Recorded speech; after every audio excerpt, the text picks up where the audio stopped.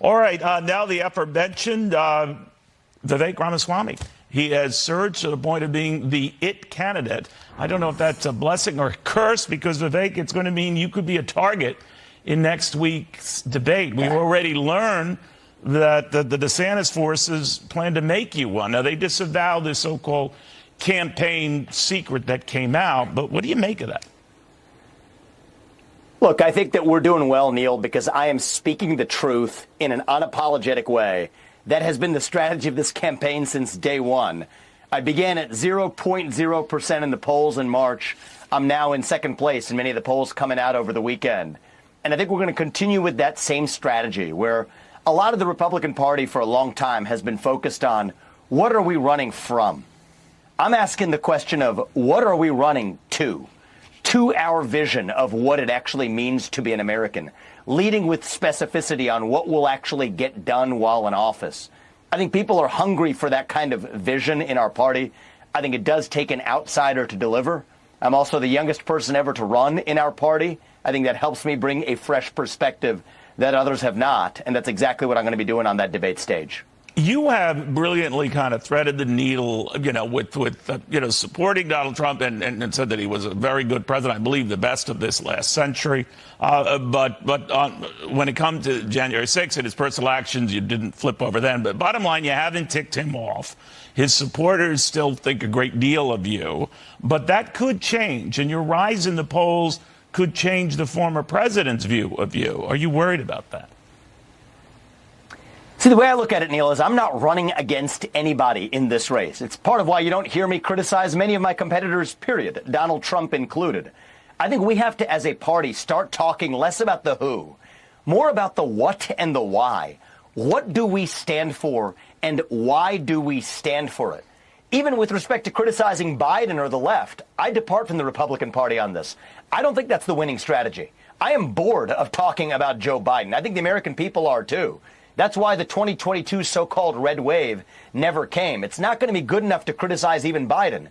We have to offer an agenda and an affirmative vision of our own. The way I explain it to the people is that Biden isn't really even the president in charge. It's the managerial class and the administrative state, the deep state. And we have to explain to the American people how that impedes the economy, how that reduces accountability of government, how that actually drains the lifeblood out of a three-branch constitutional republic. If we do that, we win this election in a landslide. If we resort back to talking points from the Republican Party to sound like a bunch of partisan hacks, I think we're going to have the same disappointing result in 2024 that we did in 2022. That does take an outsider to deliver, and that's why I'm in this race. Well, you are getting a lot more scrutiny now and a lot more press and attention, but it also invites a lot more scrutiny of your business past. Bloomberg is reporting about these two former employees who filed lawsuits against your firm when you were running it with your co-founder, Anson Ferrix. I hope I pronounced that correctly. Anyway, they say that bottom line, the business practices didn't match up with sort of the rhetoric. They also suggest the company struggled to meet some lofty goals for an anti-ESG strategy. This is all new to a lot of people, but I did want to give you a chance to respond to that. Oh, it's totally laughable, Neil, and it's funny how you see the attacks leading up as my rise in the polls continues. The fact of the matter is I founded Strive. Strive crossed right around $1 billion in assets under management about a year after we launched that first fund when I was leading the firm.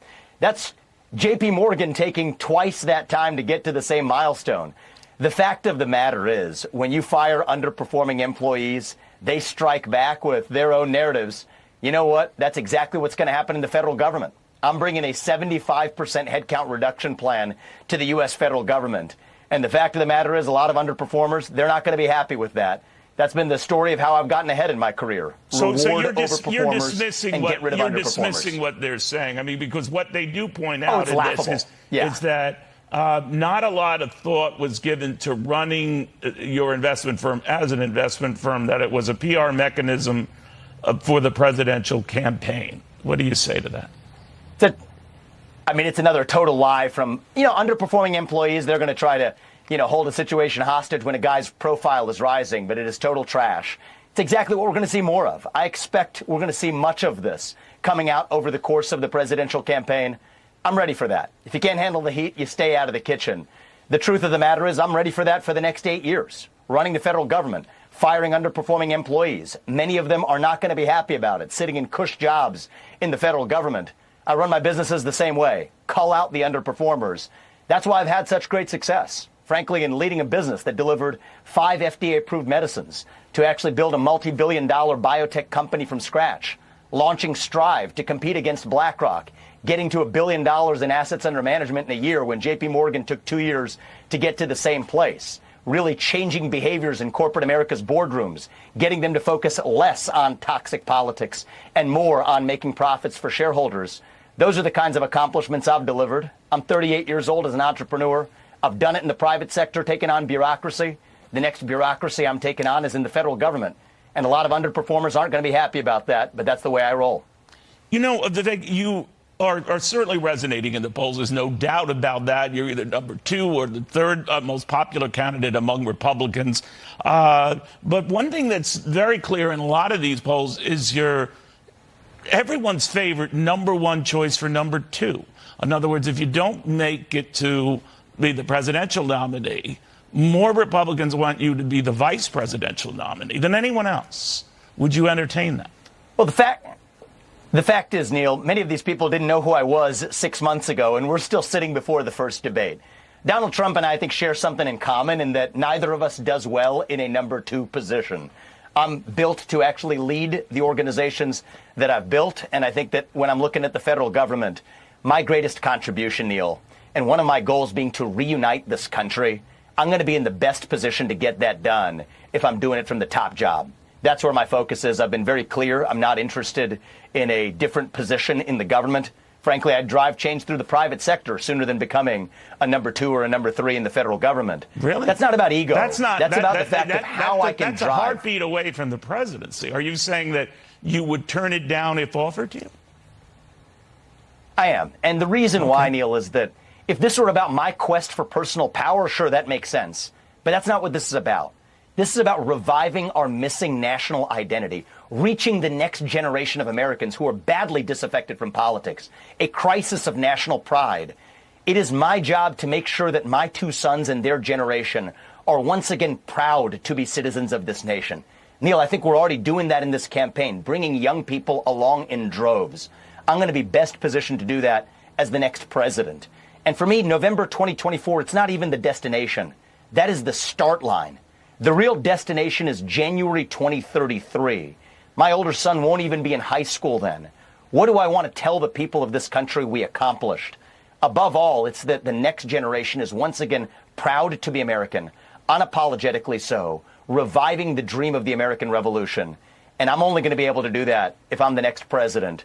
Leading a revolution like Reagan did in 1980, that's what I'm aiming to lead in 2024. You know, what's interesting is you do things very differently than other candidates. And clearly, you know, you go anywhere, you'll talk to anyone. You don't pick and choose where you go or the questions that are asked. It's very admirable. This latest, and that's drawn a great deal of attention, Vivek, is your so-called 10 Commandments. I don't know if you call them that outright, but you do say that among them, God is real. There are 2 genders. You talk about reverse racism being racism, that an open border is no border, that parents, determining the education of their children is probably a good idea, a sound idea. But more and more people are quoting this. And I go on some of the social media. I'm not at all adept at social media, by the way. But I hear a lot of the trending and the attention it's getting. I likened it to a modern-day Thomas Paine's Common Sense. Was your idea to stop people in their tracks and say, this sums up who I am, who Republicans should be, but why did you do those commandments?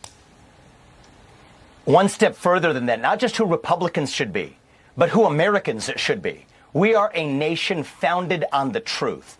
And the reason we've been so explicit about it, Neil, is I think there is a gap between what people are willing to say in private and what people are willing to say in public. In fact, that gap is an indictment of our civic health as a country right now.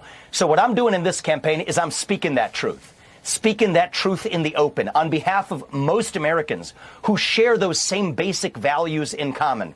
That idea that the nuclear family is the greatest form of governance known to mankind, that capitalism is the best system known to man to lift people up from poverty, that the U.S. Constitution is the strongest guarantor of freedom in human history. These things are true, Neil. We should not apologize for the truth. My view is we stand up for the truth. That's what won us the American Revolution. I think that is what will win us the revolution of 2024. And I think that is the true choice we face in this primary. Do you want incremental reform? If you do, I'm not your guy. Do you want reform or do you want revolution? I stand on the side of the American Revolution, reviving those 1776 ideals that got us 250 years into this American experiment. And if you ask me, we're not a nation in decline. I think we're really just a little young, actually, going through our own version of adolescence and identity crisis, figuring out who we're going to be when we grow up. And my job as our next president is to lead us there, to lead us to our adulthood. And the way we're going to get there is, yes, by speaking the truth, doing it without apologizing for it, because that is who we are as Americans. And that's what this campaign is all about, including a Thomas Paine common sense style approach. Right. We actually distribute leaflets in Iowa and New Hampshire that look like Paine's pamphlets. And so you were correct to pick up on that. Real quickly, the rap lately in a lot of your recent comments is that you're an isolationist, that some people think you would let China invade Taiwan, that you would let Vladimir Putin or make any concessions to him to win in Ukraine. Real quickly, is that true? I'm not an isolationist. I'm a George Washington America First conservative. I think we actually need to be stronger at home. Nuclear defense, cyber defense, super EMP defenses. Nobody else is talking about this. I just think we need to reorient our defense spending to actually defend the homeland, which absolutely is vulnerable. And I am moving our foreign policy, including places like Taiwan, from strategic ambiguity to strategic clarity. That will actually allow us to project greater strength because people can trust us. All right. And the only way, you mark my words, that I will be a wartime president is if Joe Biden leads us into one. I will deter war by actually being strong at home. We'll watch closely, Vivek. Thank you for taking the time, Vivek Ramaswamy. See you at the big debate next week. All right, in the meantime, we're monitoring developments with